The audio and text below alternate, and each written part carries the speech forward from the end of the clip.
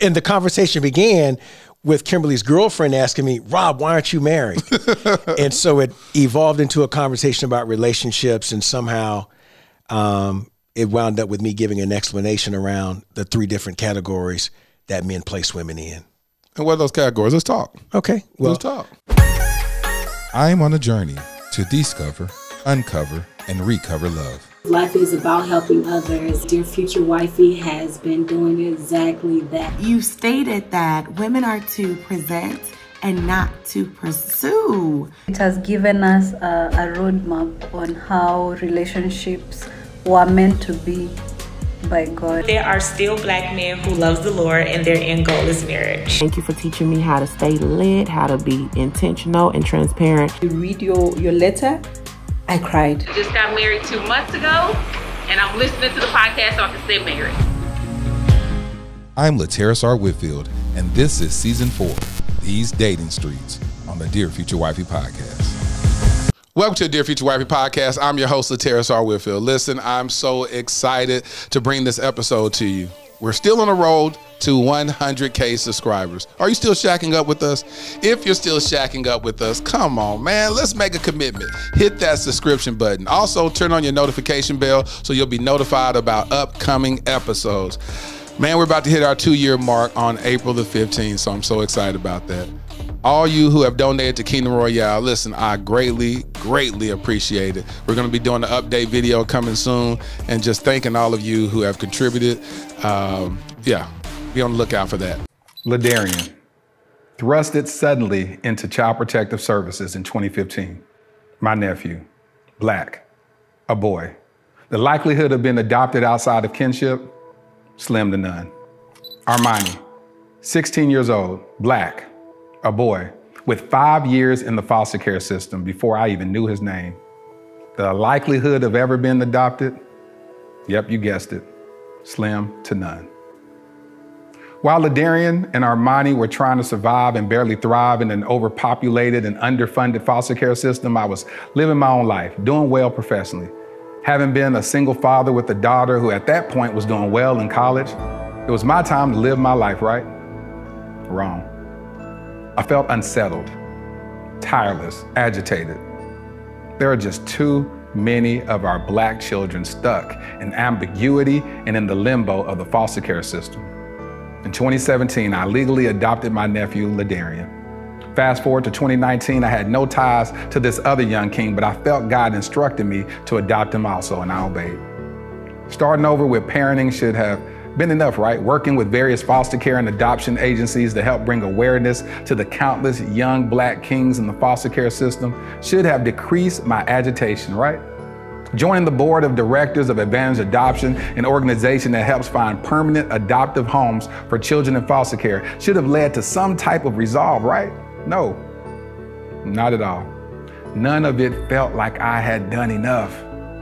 I now realize that every one of those experiences was laying the fundamental foundation for my life's mission, Kingdom Royale.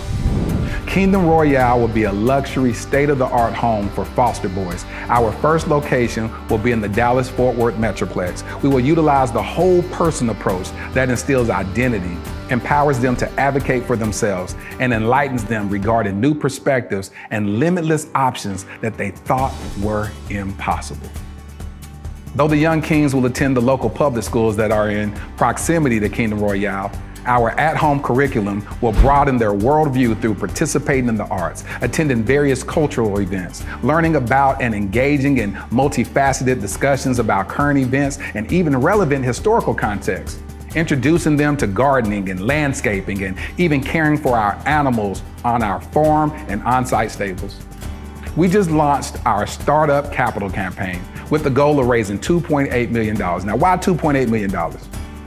Well, in 2017, I created a web series in which I performed random acts of kindness for targeting the homeless community.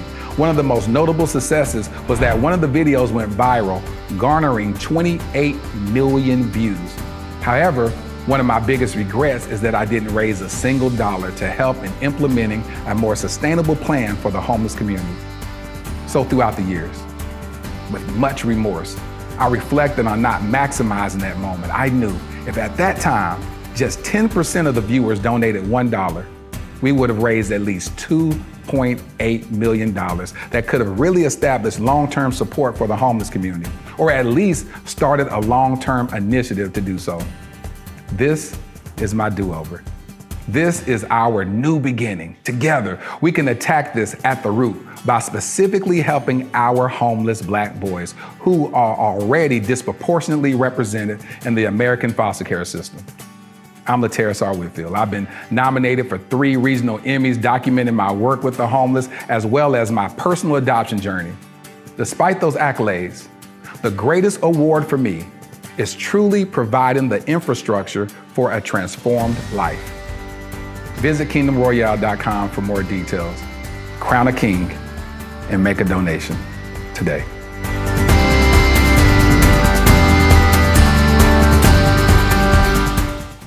But listen, I got my brother on the podcast today, man. We gonna chop it up. We gonna have fun. We gonna keep it lit. Welcome to the Dear Future Wifey Podcast. My homie, Rob Perry. What's up, brother? Hey, what's up, dog? Thank you for having me. Man, listen. All right, now you're in the hot seat. All right, so on the Dear Future Wifey Podcast, we keep it lit. We live intentionally and transparently. Well, first of all, let me just go and do a slight disclaimer. So my brother, he came, he wasn't quite dressed for the occasion because you thought this was an audio podcast, huh? I did. It was on Spotify. Yes. When Kim initially introduced me to it. Shout out to my homie Kim Alexander. Y'all saw her on the episode Till Death Do We Part. And you just thought it was strictly on Spotify and Apple Podcasts. Shout out to the people who listen to the audio content. Make sure that you leave a review and subscribe to those. But so you just thought it was audio, huh? Well, when it was initially introduced to me, it was audio, and then this morning, Kim did mention that it was video, and I didn't have time. It didn't register. But one thing I want to say, we always got to look at the silver lining. This outfit he has on, what they let you know? That he has a job, that he is gainfully employed. Gainfully. And he is single, because we are in these dating streets, and this is the single season, and he got a good job. Not just a job, he got a good job. No. He has a career. There's a difference between a job and a career. This brother has a career, right? This is true, yes. All right. So I just want to go and put that out there for all you single women that may be listening to this podcast, and you go, God has spoken a word that may be my husband. I think that's my husband I saw right there. I can cook, ladies. Oh, you can cook? I can cook, yes. Okay. Who taught you how to cook? My mom and my first pastor's wife. Really? Yeah, Deborah P. Keynes. So she taught you how to cook? Yeah, I was in men's ministry. And you hear that? He involved in ministry at church. That's right. I'm anointed, ladies. There it is. And so our first lady at the time, Miss Deborah P. Keynes, conducted a cooking class for the men. And I learned how to sear fish. So listen, so this brother can cook. He's attractive. He's gainfully employed. And he's single. Why aren't you married? Don't forget intelligent. I went to Dillard. Intelligent. I'm a Dillard graduate. Dillard graduate. So that means it's, yeah. So let's talk about this. So he's all these things. So I know you're wondering, why aren't you married? Today's episode is titled, Why Aren't You Married? Now I feel like that's the most disrespectful thing to ask somebody because people have different reasons. And as singles, we hate it when somebody says that, especially if you're a woman like you think I just want to be single, I want to be married, not be married or whatnot. Some people have chosen that path, but those who want to be married, if you realize it's not in your control because the men hold the cards. So I want to ask you, why aren't you married? It's a good question. I guess simply stated, I haven't quite met the right person. You haven't met the right one. Yeah. What is the right one to you? No, I had an answer, but I'm like, is it politically correct to say that? No, see, listen, we keep it lit. So we don't go by political. Yeah, we don't have to be politically correct. You're speaking your truth. This is your truth. This is your story. I'm so accustomed to being in corporate politically correct circles where you have to exercise extreme tact. Claire Huxtable. That's what you want? I want Claire Huxtable. What does Claire Huxtable represent? With a sense of humor. With a sense of humor. So what does that represent to you? What does Claire represent? That represents our intellect. I love smart, cerebral women. I love funny women. Good. Love funny women. Don't meet very many of those. Fun-loving women with a sense of adventure. You know, I grew up in Central Florida, where we tend to be more dimensional than from other places, and so those things are important. But that's essentially it. I mean, I don't think that's asking for too much. It's not, and I'm wondering how. Like, you're in your mid-40s, right? I'm a little older than that. You are? How old are you? 54. Okay, so you're 54 years old. Yeah. So you're 54 years old, and in all these years, you haven't met someone that could make you laugh, that has this intellect. You didn't meet them in college and just overlooked them during those years, or what happened? That reminds me of a really funny conversation I just had with a friend of mine who's really funny. But no, I have. Okay, so you have met that in that college, person. I was in a relationship the entire time. Right. However, there were women that I met in college that I would have, that I had deemed marriage material would be good to marry. Yeah. And in college, what, you felt like that was too young? You had to focus on your career. I know, did. most people meet people in college and they grow with them and get engaged and then get married fresh out of college. But you were like, what? Well, and I'm thinking about a really funny story. There was this one particular young lady that I'd met, and I'd broken up with my girlfriend, and her and I dated, and she was wonderful. I mean, she was that holy grail of women. I mean, she had it all. She was beautiful. She was funny. Was even athletic. And we were hanging out, having a good time, and my ex-girlfriend came to my place unannounced. And I've been there before. Oh yeah, I've been there before. I said, you didn't get the invitation. Why are you here right now? Oh, I've been there before. And what made it so horrible, Laterras, was that over the course of my friend and I hanging out, she was aware that I'd previously been in a relationship.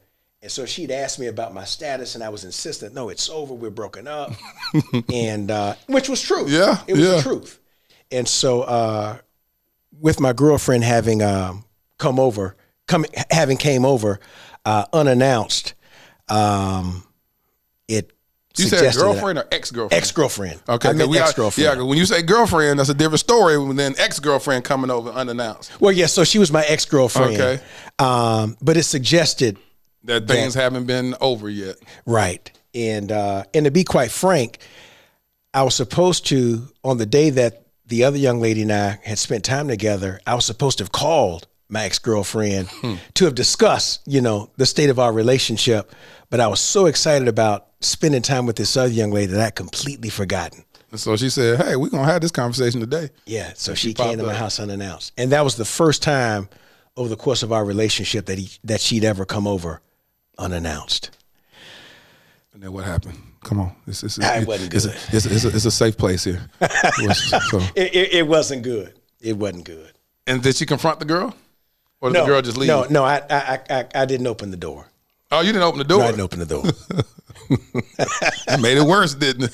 Yeah, I did. But I knew. I know you in there. Yeah, I knew that things would have. That was the lesser of two evils. Yeah. To not open that door. To not open that door. Yeah. But then the other girl, what did she say to you? Ooh. Do I really have to answer that question? Yeah, because this is therapy right now. Yeah. There's some people that may be in that situation and they just not handling it right. It was a long ride home. Yeah, she didn't say a word. Yeah. It was just sheer disappointment. Yeah. So this is somebody that you felt like she was the Holy Grail. Yes. That uncomfortable situation, there was no way to bounce back from that because she's looking at you like you were lying, you were a cheater, all this type of stuff. You're cheating on your girlfriend, and here she is, unbeknownst to her, being a part of this story, and now she don't want nothing to say to you. She has nothing to say to you. Yeah, essentially. And then she wound up going back to her ex-boyfriend, And that was it. They didn't got married. They didn't got together. Yeah, they did. Yeah, they did. Did you cry? It's okay. No, I didn't cry. I didn't cry. I managed to not cry. So you think about this. My ex-father-in-law said this to me, that he has this ideology that there's this one woman, and then when you miss that, you go searching for that woman in every other woman. Do you subscribe to ideology? I do think that there's some elements of truth to what your grandfather says, because I know I've, for the most part, searched for that young lady again. And to give it a bit more context, what made that young lady special was she comprised some perfect elements between my ex-girlfriend and another young lady whom I had dated who possessed some characteristics that my ex-girlfriend liked. So I had always searched for a hybrid between those two, and that young lady was it. Gosh, that's so good. Yeah. Because we don't really realize that is that. So when people ask you, why aren't you married? Mm-hmm. How do you normally respond? Oh, no, let me not ask how you respond. How does that make you feel? It doesn't make me feel bad, because most of the time when I'm asked that question, it's in a complimentary fashion, so to speak. It's, hey, you seem like a really nice guy that would be marriable. So it seems mysterious that you aren't married. Right. So, so it's, again, so I don't feel insulted, because it's typically coming from a place of admiration, of admiration. So I admire these qualities about you, but then why haven't you pulled the trigger? Why can't you find the one in this vast sea of all these amazing women? Well, I'll tell you now, what I also get that can be a repellent is this assumption that I'm a commitment phobe. Yes. And that isn't the truth at all. Yeah. And it's kind of striking. And what that suggests is that those women have a really narrow perspective. They don't take into consideration that it could be that I have a good understanding of the magnitude of the commitment that marriage entails. So I may be more discriminating than others. Talk about it. Yeah. See, that's what people don't want to talk about. And I'm glad you touched on that. Mm-hmm. What does marriage mean to you? Right. It is a covenant. It is a covenant between a man, a woman, and the living God. And so with that, I don't believe that it should be broken. So it's not that I guess in a sense I am commitment phobic, maybe a phobia around committing to the wrong person and confronting a circumstance that may warrant a divorce, which I don't intend to ever have. So you say, once I'm getting married, we end that's this thing. That's it. And I have male friends who are married who will still call me wanting to go to social functions where they know I have a lot of attractive single female friends. And those are things that you ain't gonna play them games. No. And I don't think that, not to judge my male friends, but I don't think that should be on your palate once you've made an election to get married. I think made an election to get married. It's that Dillard education. He said, once you've made an election to get married. Once you've made an election to get married, you should have done an assessment. So marriage for you means eternal, till death do us part. Absolutely. Do you think you'll be able to, do you agree? Or no, let me find your stance. What your stance as far as infidelity? Would you divorce your wife for infidelity? I would, yes.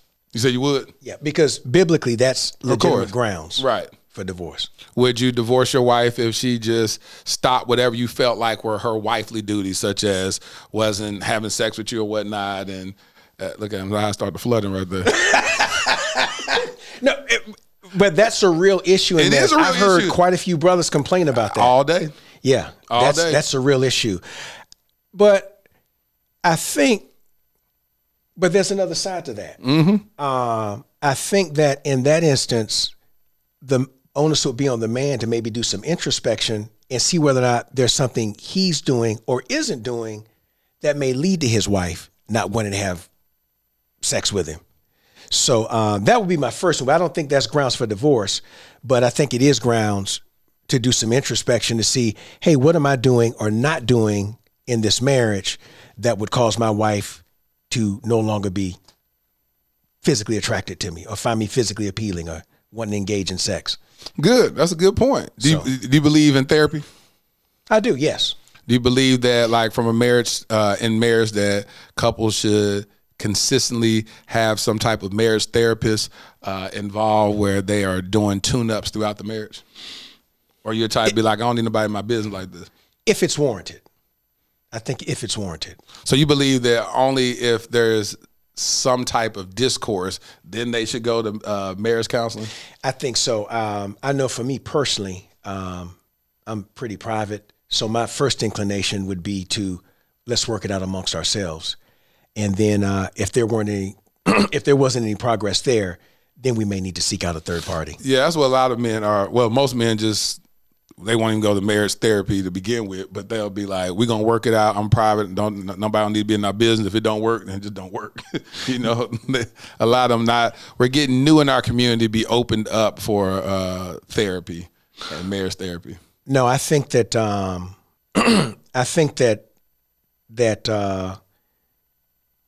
that's where humility and a man having a sense of security comes into play, and understanding that you're not necessarily losing esteem, or it shouldn't detract from your sense of self, right? By humbly admitting, hey, this is above me. I need to make a decision that's in the best interest of my marriage. That's good. That's good. I saw this video. My homie Kim showed me this video, and it was you sharing your thoughts of women and dating. Do you know what video I'm talking about? I do. So let's talk about that. You said there's 3 categories that men place women in. Yes. To give you a bit more context, Kimberly, myself, and one of her girlfriends who was in town for her daughter's cheerleading competition, we were having and the conversation began with Kimberly's girlfriend asking me, Rob, why aren't you married? And so it evolved into a conversation about relationships, and somehow it wound up with me giving an explanation around the 3 different categories that men place women in. And what are those categories? Let's talk. Okay. Well, let's talk. There's what I call category C, and that is a woman that a man is only physically attracted. He's physically attracted to her. He's intimate with her, and that's the extent of that relationship. Right. No public appearances, no introduction to friends, come over, wham, bam, thank you, ma'am, go home. That is a man's lowest standard for a woman. Right. So that's category C. Then there's category B. That's the woman a man will date, but not marry. He's physically attracted to her. He enjoys her company. He'll commit to her to a certain extent, but he won't marry her. And then there's category A, and that's the woman that a man will marry. He's physically attracted to her. He trusts her. He enjoys her company. And he sees how she creates value in his life. And so I think, and the follow-up question I usually get is, what distinguishes the B category from the A? What are the factors that distinguishes those 2 women? And it's 2. With the B woman, there's usually something about that woman's internal person that the man isn't comfortable with. In most instances, he doesn't trust her. He doesn't trust her. And then the other thing, what distinguishes the A woman is there's usually something about her. Well, first, that man is able to trust her. And in him trusting her, he usually opens himself up to her and will go to her with problems or issues he may be having. And what that does is that positions the woman to be able to create value in that man's life. And if you ever listen to men who've been married for extended periods of time, the 2 things you always hear them reference is, my wife is my best friend, and they'll make a reference to how their wives create value in their lives, how the quality of their lives is improved by something that their wife is able to render. Rob, let me tell you something. I'm listening. You hit the nail on the head. Do you realize I did an episode, I don't know if it was season 1 or 2, but I said, what is greater than love to me in the relationship is trust. Yes. When I say women's like, no, it's not. I said, how you gonna tell me what's great? How you gonna tell me what's great to me? Like I'm telling you what's great. I said, you talk to a man. A man will say he loves you all the time and cheat on you, do whatever. People get on stages in concerts and talking to strangers that they've never, strangers call fans, and say, I love you. Right. They ain't finna do nothing with these people. They don't trust them with their bank account. They don't trust them with their lives. They say, I love you. We casually say that. Love has so many different categories. Yeah. Love, there's 7 types of love. But trust is trust. It's huge. It ain't those several different types of trust. It's trust. Either I trust you or I don't. And you hit the nail on the head. You said someone category A and B. The distinguishing factor of that is trust. That I trust you. I trust you. Because for a man to get on his knees in a submitted position and say, will you marry me? He's actually humbling himself before you, which you also said that it takes a man to be humble in order to submit himself under authority and counseling. Well, he's in the proposal, he's submitted. She stands above his head. He's kneeled down below and he says, will you marry me? Hopefully he's made a considerable investment in whatever this token of covenant is with this ring and say, hey, will you marry me? He's invested in it. He says, will you marry me? Because he has to trust you enough to say, man, out of all the women that I could be doing this with, all these other women were my C and B, you were my A. Yeah.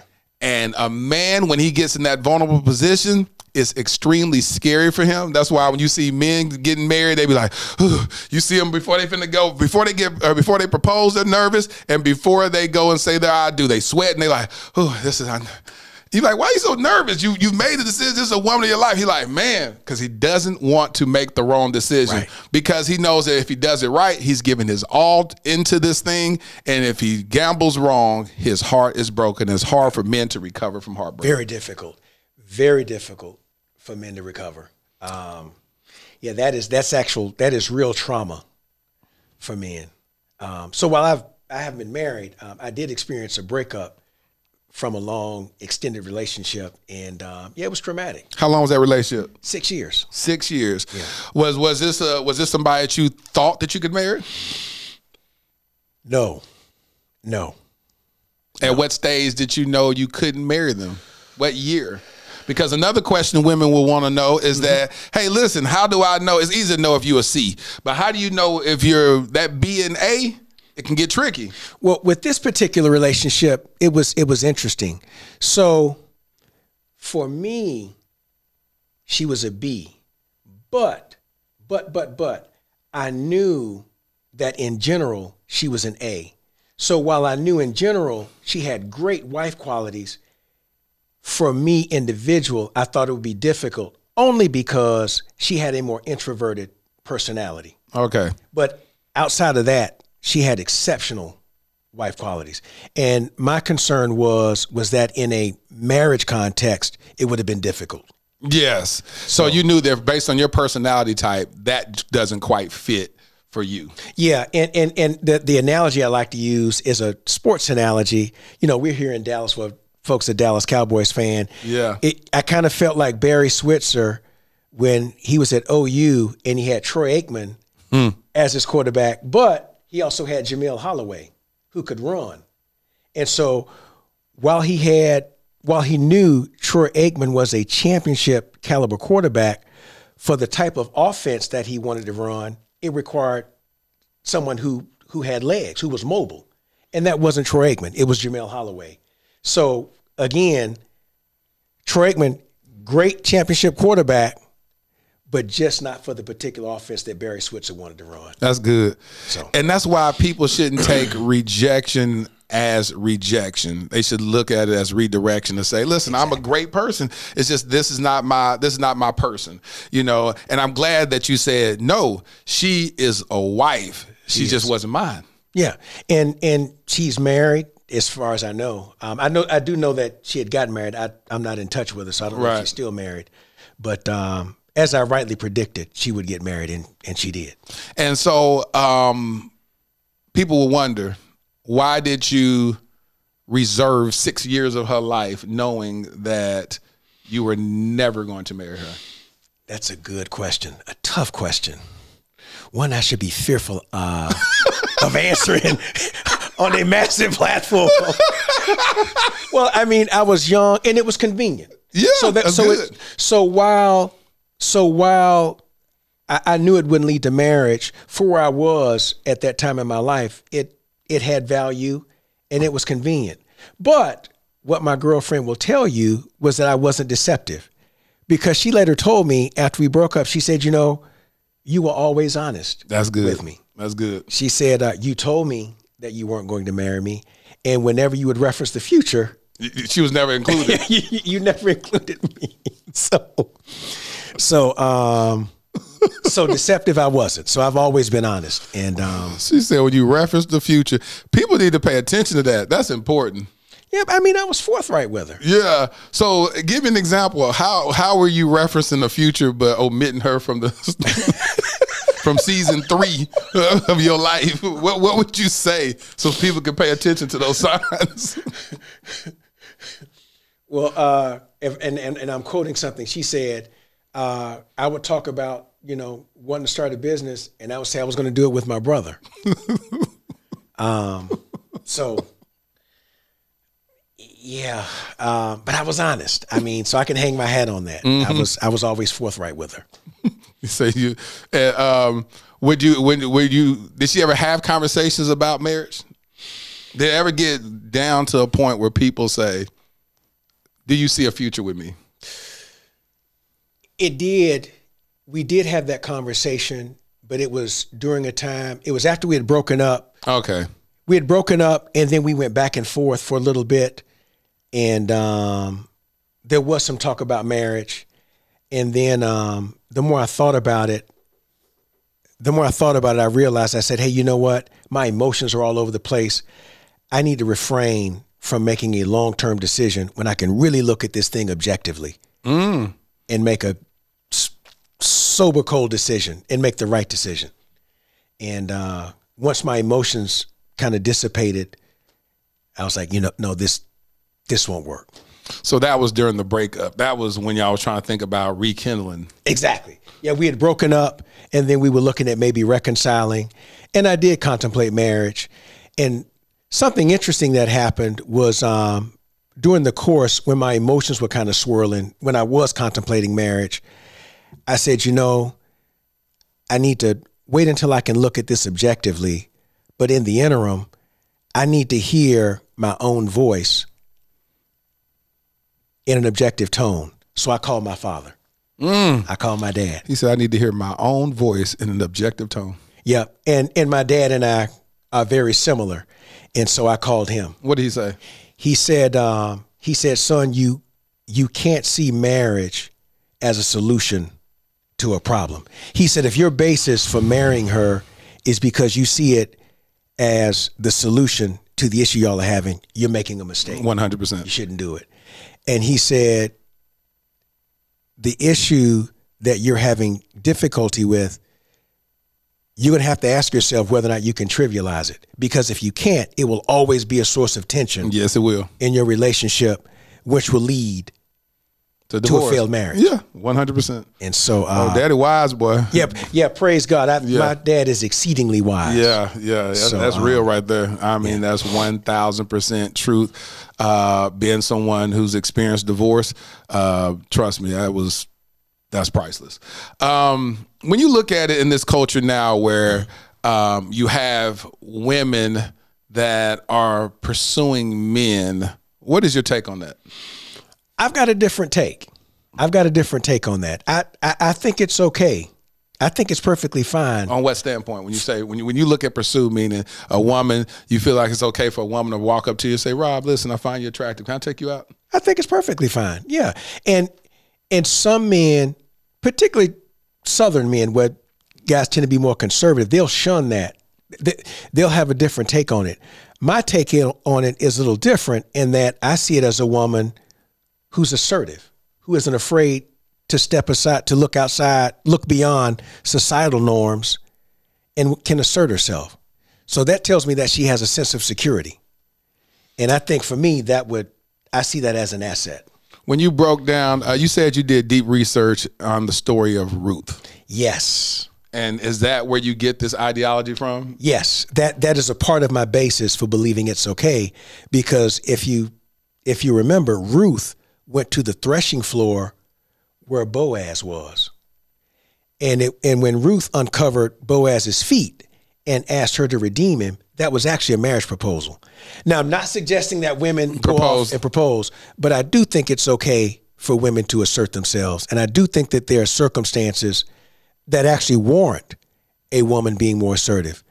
In the case of Ruth and Boaz, I think Naomi understood that given the age differential and Boaz is standing in the community, that there may have been some discomfort in him showing aggression towards Ruth because they were like 40 years apart. Right.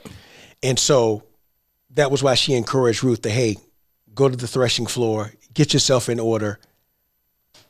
Do you think that based upon the customs and traditions of those days, that because women didn't have a lot of rights, they couldn't, own a lot of stuff and all that, and it's their husbands and men that had to, like, even when their father passed away, it would be left to the sons and that type of stuff, so that women did that out of sheer desperation because of a lifestyle. They knew they wanted to survive. And when you look at the story of Ruth, Ruth was struggling. Ruth was poor. She was working in the fields. So she went from the fields to the palace. She went from being a worker to being next to, a billionaire, And so do you think that Ruth has some little gold digger tendencies? No, she didn't. She didn't.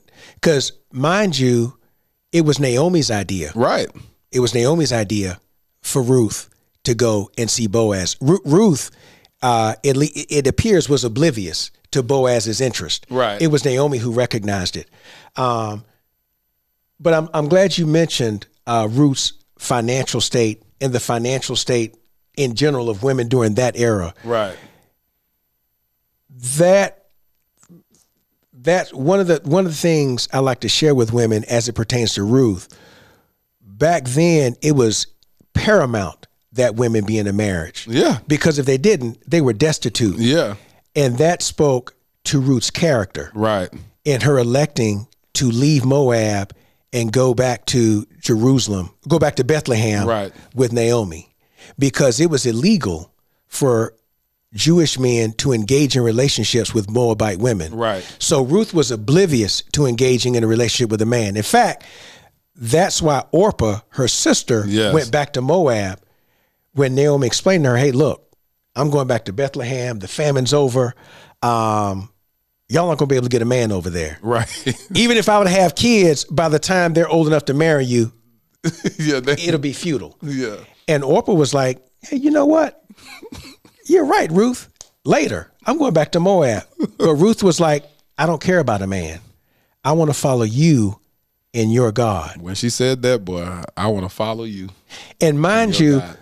When Boaz asked his worker about Ruth, the worker shared that with Boaz. So Boaz was cognizant of Ruth's character.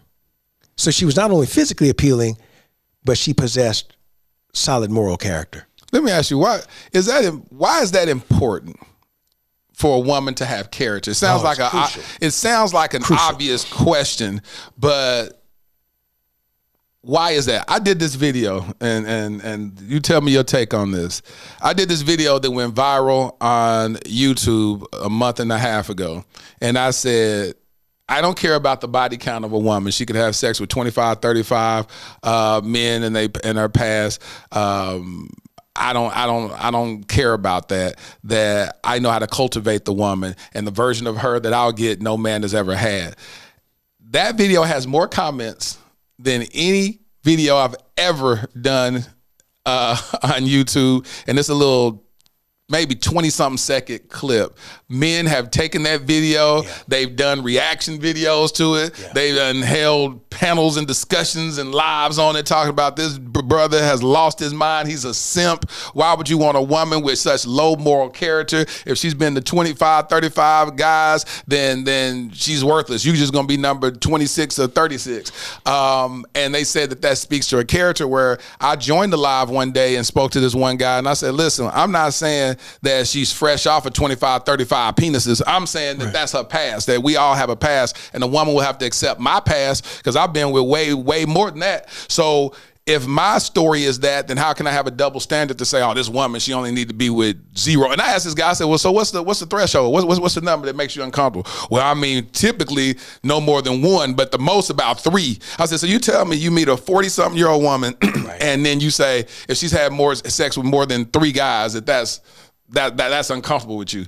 And he was like, yeah, because that just shows that she's not able to, what he said, imprint, making it sound like coyotes or whatever, but in the wolf packs, that she's not able to connect with the man if she's been with so many men, that the possibility of her, I'll say the spiritual word, cleaving to one man in marriage is just not gonna happen, because she's shared, and a woman's not built to be like that. So when you look at character, as these men broke down my video, do you look at does character and her body count in the past, are they synonymous? I don't necessarily believe so. I don't think the two are necessarily correlated. Right. And that's why I kind of have that look of bewilderment. I think it's a bit narrow for men to make that presumption. Exactly. Now, in some instances, it could be indicative of a woman having a lower state of character, or it could be just that she just enjoys sex.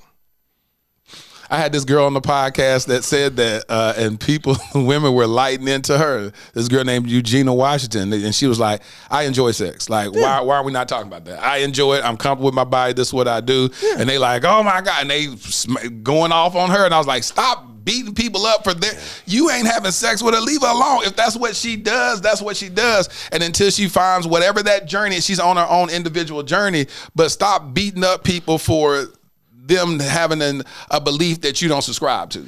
Yeah, I think that's the less sophisticated response. That's the phrase I'll use. Less sophisticated. Less sophisticated response. Yeah. My Dillard degree has taught me that's less sophisticated.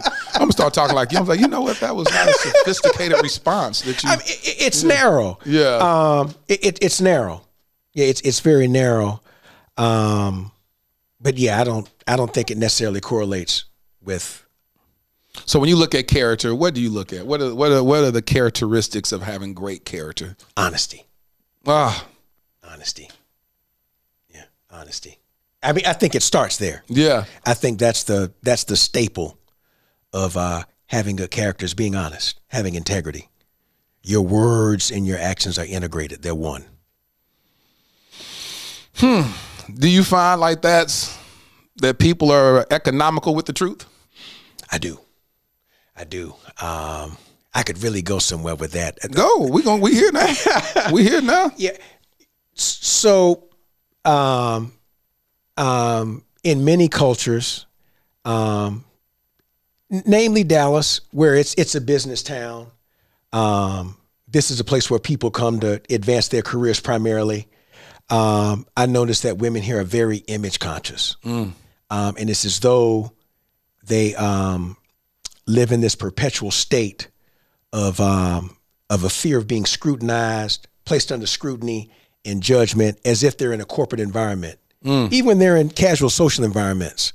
And so I see engagement, a lot of engagement in what I'll call image management, which to me is a form of deception. God, talk about it. And what I like to share with women is, when you do things like that, what you communicate to men is that you will willingly engage in deception, and that will place you in that B category in every time. Every time. So a lot of people may not understand, what does that look like though? When you say image conscious, and because they, you know, here's a saying that we've heard: be a first lady in public and a freak behind closed doors. Is that a part of being image conscious? Yes, but I'll give some latitude there. Man, I want to share something personal. Like, for example, I know when I meet women, I can see where if I ask a question, we're engaged in a conversation, I may ask a question. Rather than give an honest response, they'll give a very measured response that they think I'll find appealing. Ooh. That may be a departure from the truth. So what that tells me is they're trying to maintain some sort of image that they don't mind departing from the truth, and I couldn't trust them. You picked that up real quick. Real quick. Yeah. Do you ask a follow-up question to see do you try to test that answer again with a follow-up? Yeah, to see how far they'll take the deception. And the other thing that I get is I'll get women who will go into dissertations about their careers. And the concern that raises is the women thinking they'll think that that's what I'll find appealing about them, and it isn't. And they also think that their socioeconomic strata is what makes them relevant in the relationship. So we've heard a lot of videos with men talking about how men don't care about that stuff. We don't. In fact, I learned how to sell from that experience. Because when women would go on these diatribes around their careers, it bore no relevance to me in terms of making a relationship decision. And so when I took on my first job in the pharmaceutical sector, the guy who was training me, he wanted me to go directly into this conversation with the doctor about the sales aid. And I'm thinking, well, what if this isn't relevant to him? And so rather than do what the trainer advised me to do, I remember it like it was yesterday. We were in Cleveland, Texas. I asked the doctor, I said, hey, doc, patient comes in. Once you confirm the diagnosis, you decide that they need this a medication from this class. How do you choose one from the other? And he said cost. And it was as though he said, I base it on cost. I said, really? And it was as though he heard the conversation between my trainer and I. He said, it doesn't matter how well the drug works if the patient can't afford it. Relevance. So if I had done what my trainer had asked, I would have spoken to him about something that was completely irrelevant to his prescribing decision. And I learned that from conversations with women going into giving me dissertations about their careers, which I had no concern about. So you tell me, when you say, is it no concern or little concern? Because, like, would you date a woman who just worked at a fast food restaurant? Well, so I do like smart cerebral women. Right. And I don't have a problem with accomplished women. In fact, I think that I'm ideal for accomplished women in that I have a pretty good sense of security. Right. I think that women who are accomplished need men with a very strong sense of security, right, who can support them, right, and not feel insecure by their status and feel the need to demoralize them. Right. So I don't have a problem with women who are accomplished. The problem I have is when their accomplishment completely defines their person. Talk about it. When their lives don't extend beyond their careers. That's when it's a problem. I think you said that in a very palatable way where people should be able to receive that and not be offended, because that is very palatable. Because you said defining them. Yeah. Do you think in the reverse or the opposite with men, do you think our careers are, how do you think, are we defined by our careers? Because we're always taught like that. Yeah. And hopefully this isn't offensive, but I have noticed that in Texas culture, it seems to be very prevalent, because I think in Texas culture, it tends to be a bit more status oriented. And I think when men reach a certain socioeconomic strata, they understand that makes them appealing to women. Right. And oftentimes they'll use that as a license to abuse women. I think that's worldwide. I think that from a worldwide perspective, the more access you have to finances, social status, influence, it's kind of like, listen, I'm top dog here. So listen, it's a privilege for you to be able to have a little bit of my time. And you're absolutely right. But the dynamic that creates is when women meet men who are accomplished, they'll act indifferent and apathetic towards those men, and they'll try and trivialize their success to not come across, to not run the risk of them being vulnerable and being subject to that abuse. When I would go out in my suits, women would walk past me and not say a word. Really? But if I'm in a place in workout gear, really, I get a completely different response. Yeah. Really? Mm-hmm. And I think it has everything to do with that dynamic, with them believing that this guy works in a professional capacity. You can't speak to him. And what about when you're wearing scrubs like you have on today? Will women approach you? Yeah, or they will. Yeah, they probably figure I'm like a orderly or something. Really? No disrespect to orderlies. Yeah, but you say that's what you. Why do you feel like they think of you like that with what you have on? Yeah, or they'll think I'm a. They never think I'm a doctor. Really? I don't get that. That's interesting. So they're more comfortable approaching you with thinking that you're like an orderly or a tech or something, right? Than versus saying tech that was a better word. Yeah, Thank tech. you. Than saying that you're a freaking doctor. They like, nah, he ain't a doctor, so I'll go talk to him. Yeah, I can talk to him. He's approachable. And when you have a suit, not approachable. Not approachable. Workout gear, approachable. I can remember, this is a true story. I was out and I'd met this young lady and we were having a great time. It was good. That was a good time, huh? It was a good time. It was a good time. And she went on to talk about some things that could happen. And he said, went on to talk about things that can happen. What you talk about? I mean, you said she went to talk about some things that could happen. Yeah. We were at this venue. We were at this social venue, and we were having a great time. And we had elected to go to another venue, and we were going to go dancing. And it was a great time. And the valet pulled my car around. Oh, what kind of car you got? Well, at that time, I had a Porsche. And she saw that, and then what? And the whole tone had changed. Really? Whole tone had changed. And we wound up not going to the second venue. Really? Yeah. She was like, well, I just got my little key. I was like, I don't care. It doesn't matter. But yeah. And you were enjoying your time with her. We were having a great time. Great time. Yeah, we were about to go to this other venue and dance. And she saw your car and just basically shut down. What did you think about that? What did that tell you? That there's something about the culture whereby men, I guess, who are accomplished, if you will, use their socioeconomic strata to abuse women. That was your takeaway.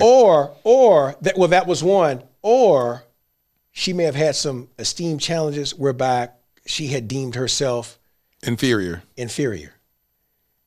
which I thought was a not so wise position, in that I had clearly made my interest known, like very apparent. And she act like that was going to diminish her car, would diminish your value of her. Yeah, and I didn't care at all. And men don't care about that. Yeah, I'm just a car guy. It doesn't extend beyond that. I didn't see my car as a means for me to exalt myself above her. But she took it as such. That was her interpretation, and it was a very wrong one. And she already started saying what? She said, I just got you said she's got like a little key or whatever. She started actually diminishing her vehicle. Yeah, I was like, what does that have to do with anything? I want to go dancing. And do the other stuff you were talking about. Do the other stuff. Have a great time. Yeah. Why are you doing us like this? You blew the high. But that is crazy. But I think, and I would think it'd be the other way around. I think it'd be the other way around, where a woman be like, "Oh, he got okay." You know what I'm saying? Yeah. And they like, shoot, all right, let me just leave my car here. Let's hop in yours. We'll come back and get mine. You know, I thought it'd be that. That would have been my approach. Yeah, that's interesting, because I never hear that take. I hear the opposite. I hear about the women that are more attracted to a guy based on his car and be like, he drive this, he drive that. They'll lead with what he drives versus the opposite. That's interesting. Yeah, it completely blew the high. I mean, the whole, it was as though a chill just came over. Like, yeah. Oh God. So let me ask you this. Do you want to be married? I do. Why? Well, I came from a 2-parent household, and I'd still like to have kids. And so I'd like to have children in the context of a marriage. Now, when you look at that, now that changes does that in your mind change the age range in which you'll date? And that's a part of my conundrum. Yep. Is I don't particularly care for younger women. My preference has always been older women. Yep, mine's always been that. I've always dated older women. So that's a conundrum. That poses a problem for me, in that, again, I don't particularly care for younger women, because, again, I like smart, cerebral women that are insightful. Yeah. I'm one of those guys that likes to defer to women. Like, if I have a decision, I have a circle of women who I defer to glean their perspective. Why?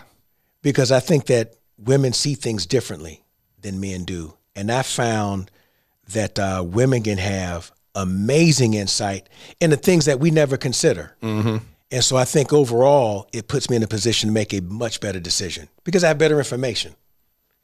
So you value the intellect of a woman. I love that. Oh God, yes. Yeah. Condi Rice is in my top 5. There it is. Yeah. She a beast. Yeah, she is a beast. Were you about to say something? Yeah, I was gonna say that's the one thing I cannot compromise on. I have to have a smart, cerebral woman. So now you said the conundrum. So what do you consider young? Woo. Well, for me, under 40 would be young.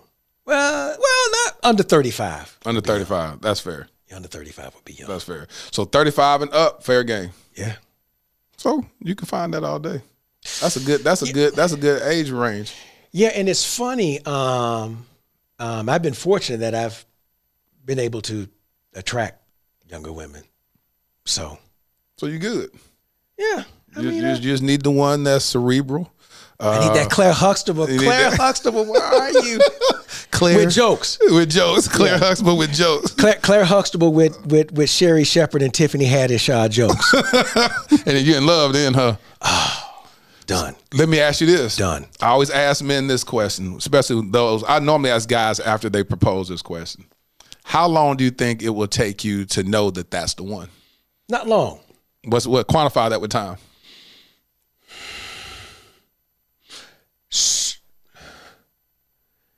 Man, not long at all. If I had to quantify it with time, if the gun were to my head, I think in a matter of months.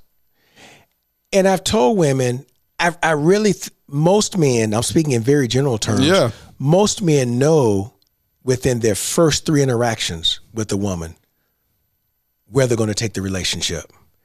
And about 60% of that decision is made, or a very strong notion is developed within their first interaction. Yeah. Quick story. I had a conversation with a client, with a prospective client, and it was a female physician. And my friend who introduced me to her, he was actually a childhood friend of hers, and he knew her husband. And I told him after our first conversation, I said, I'll bet her husband met her in high school. I'll bet her husband is her high school sweetheart. He said, Rob, you're close. It's actually middle school. You said middle school? No. I know that's what I'm saying. He said it was in middle school. He said, yeah, he said they started dating in middle school. What made you say that? I could tell. I said, with her, you know immediately she's a wife. She's a wife. Yeah, she had a very warm, endearing disposition. She was uber bright, and uber accomplished. I mean, this sister's wildly accomplished, but I was able to discern that her accomplishment was just that. It didn't transcend in her relationship. Like, I don't think that she emasculates her husband because he's not as accomplished as she is. You can see that. I could see that. I could see that isn't an issue in her relationship. And I think it's safe to assume that she's the breadwinner. She has a huge healthcare practice. You know what? I used to get, so over the last, this was really deep in 2021.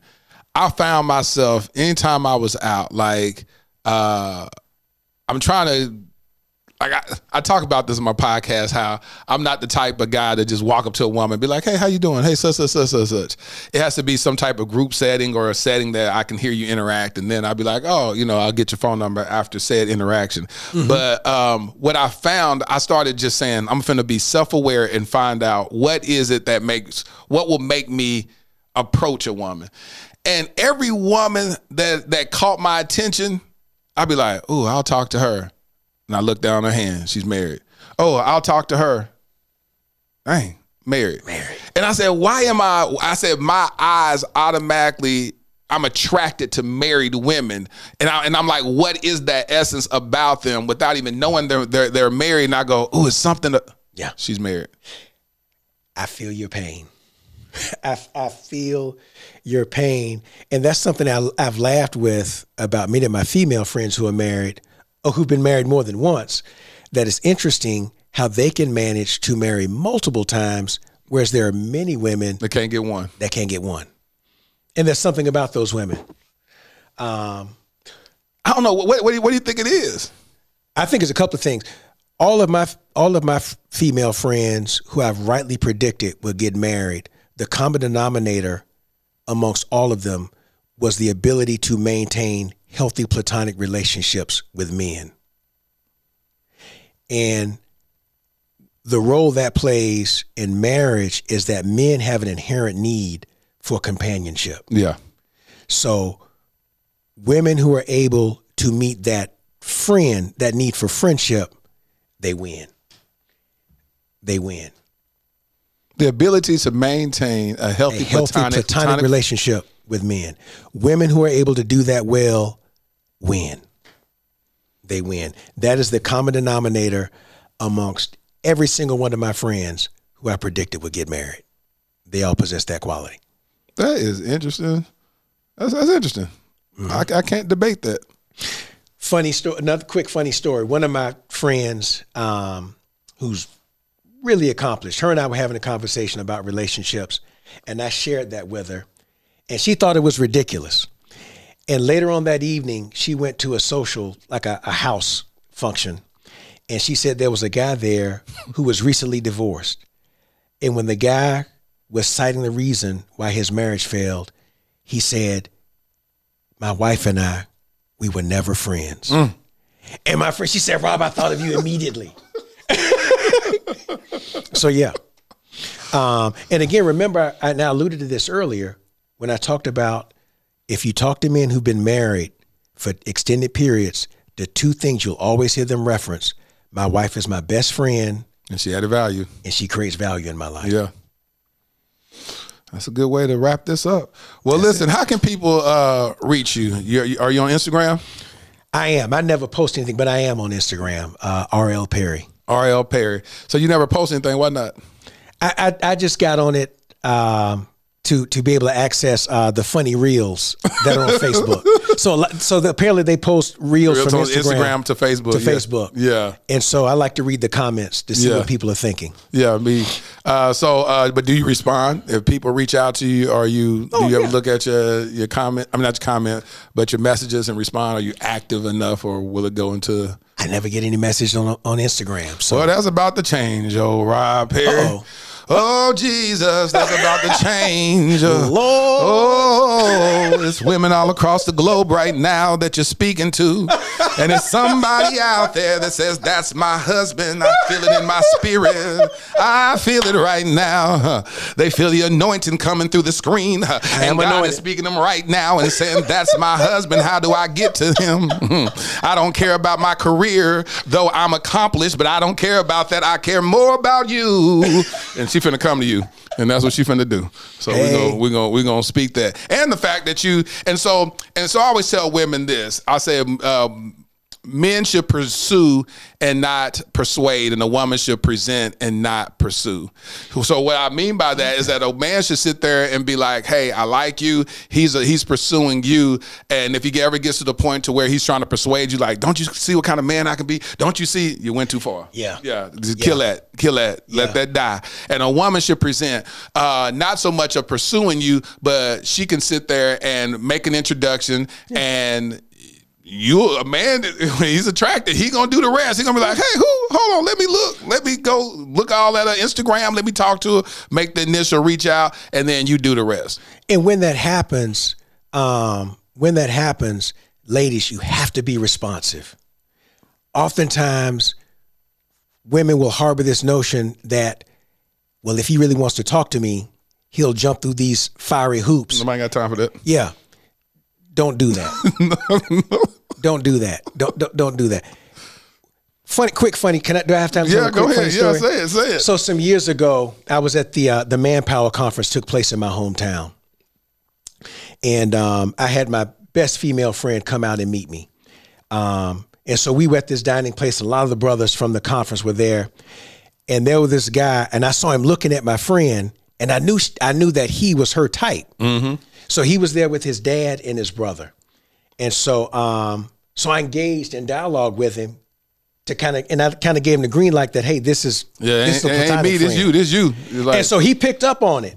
And so he was trying to engage in a little small talk with my friend, and she wasn't being responsive. And when we finally sat down, I was like, what were you doing back there? And she was like, well, Rob, if he really wanted to talk to me, he would have kept talking. I'm like, no. I'm like, look, this guy's over 6 feet tall. He's handsome. Apparently he has a prosperous career that enables him to travel to Dallas at will from North Carolina to look at football games. He has pick of the litter. Yeah. I said, when you have interactions with men like that, what you want to do is you want to be responsive, especially during the first interaction. Because when you're responsive, it puts the man at ease and it makes him more prone to open up. Fast forward a few months later, she was at a conference for her work. A guy approached her. He introduced himself, and she said she was about to go into that old mode, and she remembered what I said. And her response was, well, I was wondering you were going to come over here and speak to me. Oh, and she said the guy, she said, my man did this. Boy, I'm telling you. And he sat there and talked to her for the remainder of the night. And after the conference was over, he later called her and said, hey, I forget where he lived, but she lived in Florida. And he said, hey, I know we made plans to meet here. I can't wait until then. Talk about it. He said, I can't wait until then. I need to see you like now. So I'm coming to blah, blah, blah. And she let me hear that message. I said, that guy's going to marry. And he did. So you dropped some gems, ladies. Rob. You dropped some gems. Oh, well, thank you, sir. Women need to understand that because they feel like if you play hard to get, that's gonna make them. There may have been some 1913 stuff, but right now people swiping right, swiping left. They don't have time for all that. You gotta be able to pull the trigger and, like you said, responsive, not pursuing, but just being able to respond. Just be responsive. Yeah. The plan now, if you're genuinely interested in the guy, do not play hard to get. I just don't think that's no, that's counsel. Stupid. That's stupid. We grown now. Yeah, we're grown. Yeah.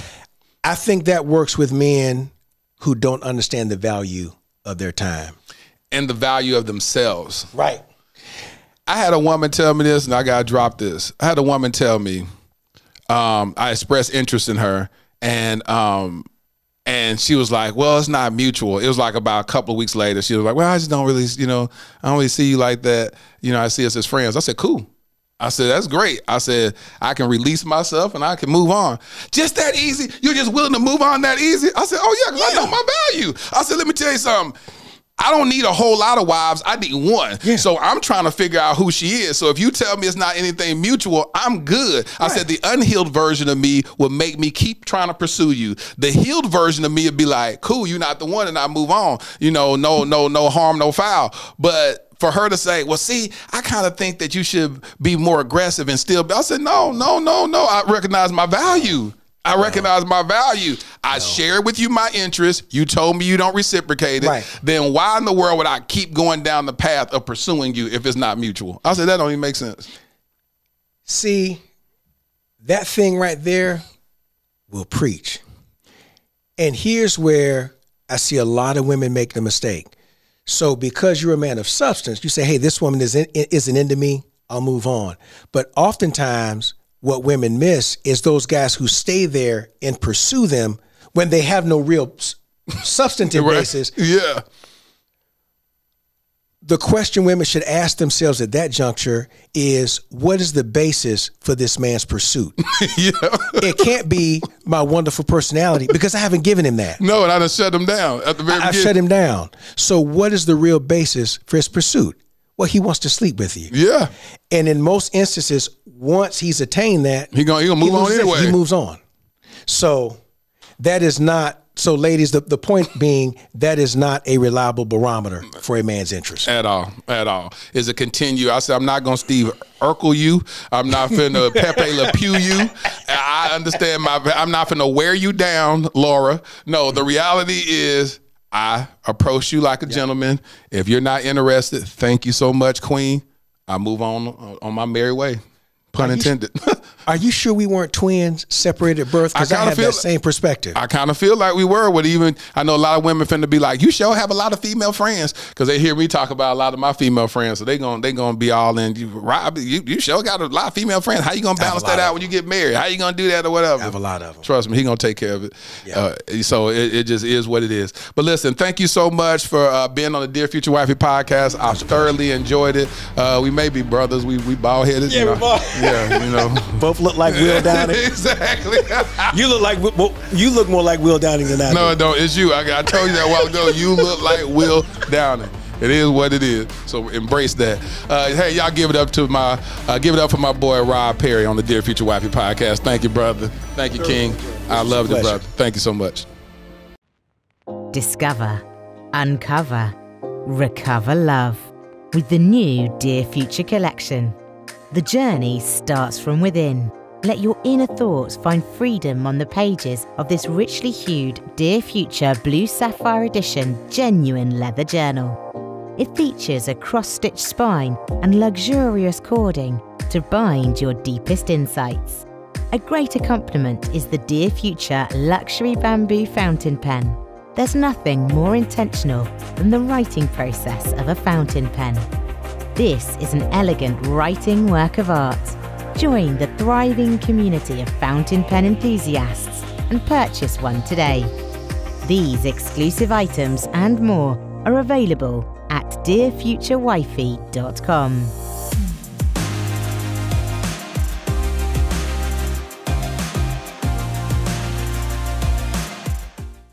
Man, I hope y'all really enjoyed this episode. I love it when I get an opportunity to talk to my brothers, break bread, and just keep it lit. Yes, man. But here's my favorite part of the podcast, where I speak to my future wifey. Dear future wifey, today is International Women's Day. Allow me to celebrate you. You've defied all odds. There is no ceiling you can't shatter. Your brilliance astounds me. I'm always left in awe how you figure out what seemed to be impossible. Your sheer determination to never stop gaining knowledge is so attractive. To be honest, it's kind of selfish for me to admire this quality about you so much. I love it because it shows me that you'll never stop trying to learn me. It makes me feel you'll deep dive into reading the pages of my heart as if you're preparing to write an essay entitled Love Is. You extract the can out of can't. Jesus must have gotten the miracle of the 5 loaves and 2 fish from you because you work miracles in the kitchen. This may sound crazy, but watching you worship the Lord is foreplay. Your spiritual connection with our Lord and Savior is what sets the atmosphere for our love life. Loving Him is loving me. Happy International Women's Day. Your future hubby.